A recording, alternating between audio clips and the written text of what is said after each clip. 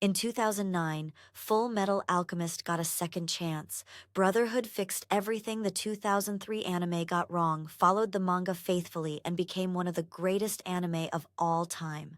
Claymore never got that chance, and that's a tragedy, because Claymore's manga ending is incredible. And the anime? They completely made up their own ending, cut out some of the best arcs, and left fans hanging. Today, I'm making the case for why Claymore deserves the Brotherhood treatment. And trust me, by the end of this video, you'll be as frustrated as I am that this remake doesn't exist yet.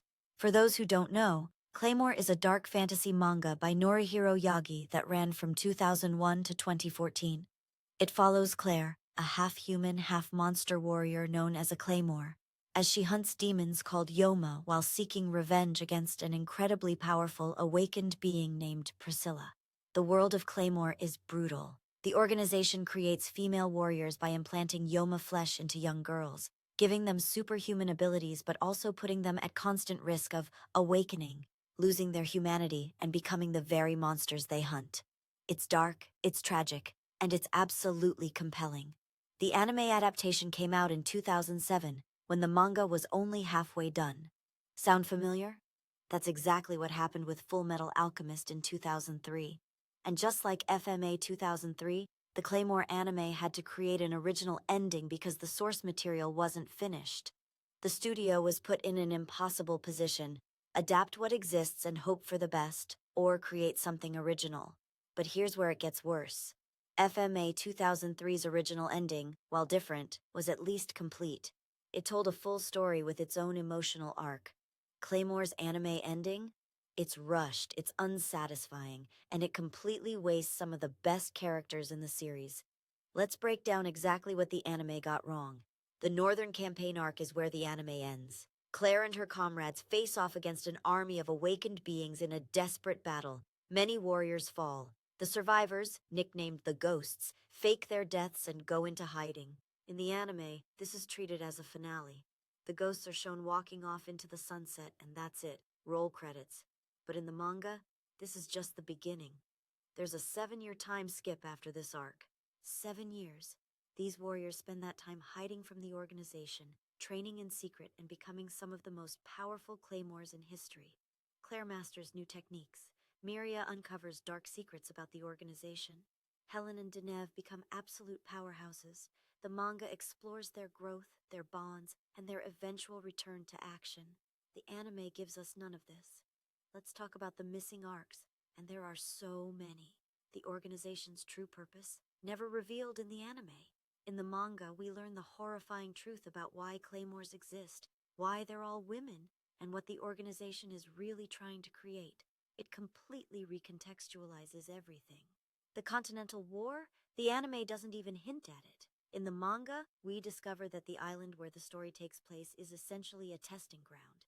And there's an entire continent at war that the organization is preparing weapons for. The Abyssal Ones, Isley, Riful, and Luciella, are some of the most fascinating characters in the series. The anime barely scratches the surface of their stories. The manga gives us their full histories, their motivations, and their ultimate fates. And then there's the Priscilla problem. In the anime, Priscilla defeats Isley and just wanders off. That's it.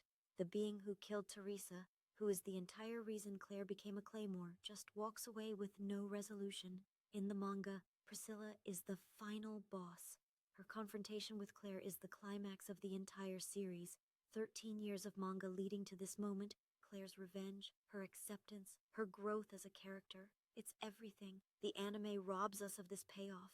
Oh, and Reiki, the kid everyone thought was useless, the boy Claire saved in the first episode, in the anime he's just there. He exists to be protected. He's a liability. In the manga, he becomes a beast. During the 7-year time skip, Reiki trains with Isley himself. He becomes an incredible swordsman capable of fighting alongside claymores, and in the final battle he plays a crucial role. The anime Rocky and manga Rocky are completely different characters. One is forgettable. The other earns his place in the story. So why did Fullmetal Alchemist Brotherhood work so well? What made it the gold standard for anime remakes? First, it followed the manga faithfully. No filler arcs, no made-up endings. Just pure adaptation of Hiromu Arakawa's complete vision. Second, it had modern animation quality. Bone Studio brought their A game, and the result was stunning. The fights, the emotional moments, the world building, everything was elevated by the production quality. Third, it let the story breathe. 64 episodes to tell the complete story. No rushing through major arcs, no cutting important character moments. And fourth, it respected the source material. Brotherhood trusted that the manga's story was worth telling properly. Claymore could have all of this. The manga is complete.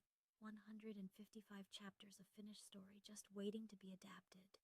There's no risk of catching up to the source material. The ending exists. Satisfying. It's everything fans wanted. The original anime was 26 episodes and only covered about 60 chapters. And even then, some of those were anime original content. A proper adaptation would need around 50 to 60 episodes to tell the full story correctly. Now imagine what a remake could actually be. Picture the visuals. Modern anime studios can do incredible things with dark fantasy. Look at what MAPPA did with Chainsaw Man. The visceral horror, the fluid animation, the atmosphere. Look at what Ufotable did with Demon Slayer. The breathtaking action sequences, the emotional weight.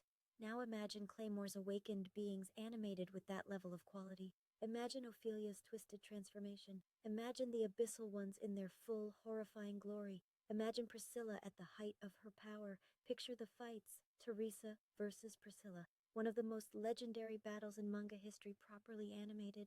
Claire's quicksword technique with every strike visible and impactful. The Northern Campaign with dozens of warriors and awakened beings clashing in brutal combat.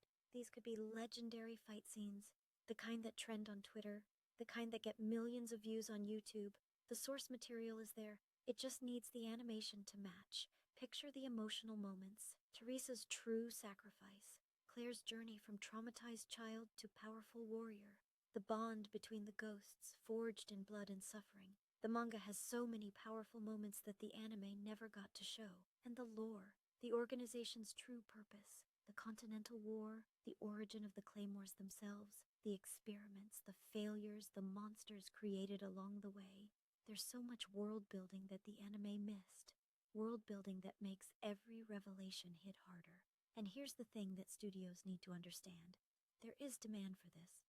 The manga still sells. Claymore volumes regularly appear in best dark fantasy manga lists.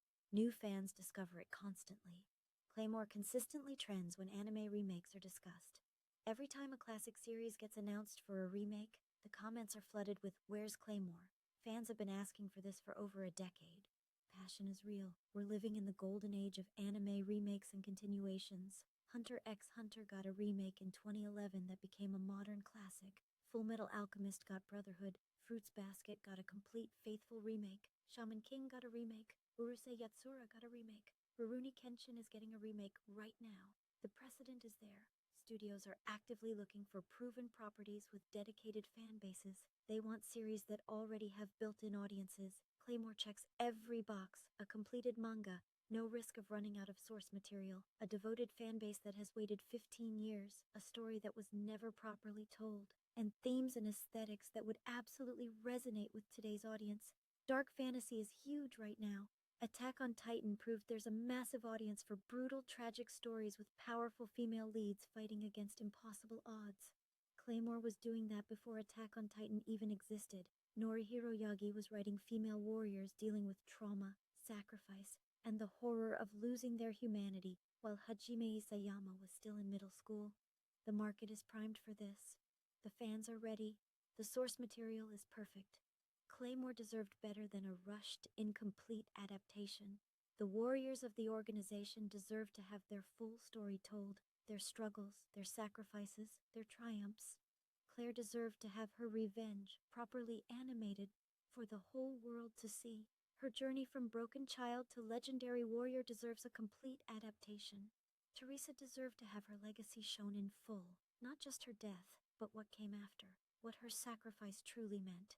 And we as fans deserve to see the Brotherhood quality adaptation that this series has always deserved. So if you're a studio executive somehow watching this, please give Claymore its Brotherhood.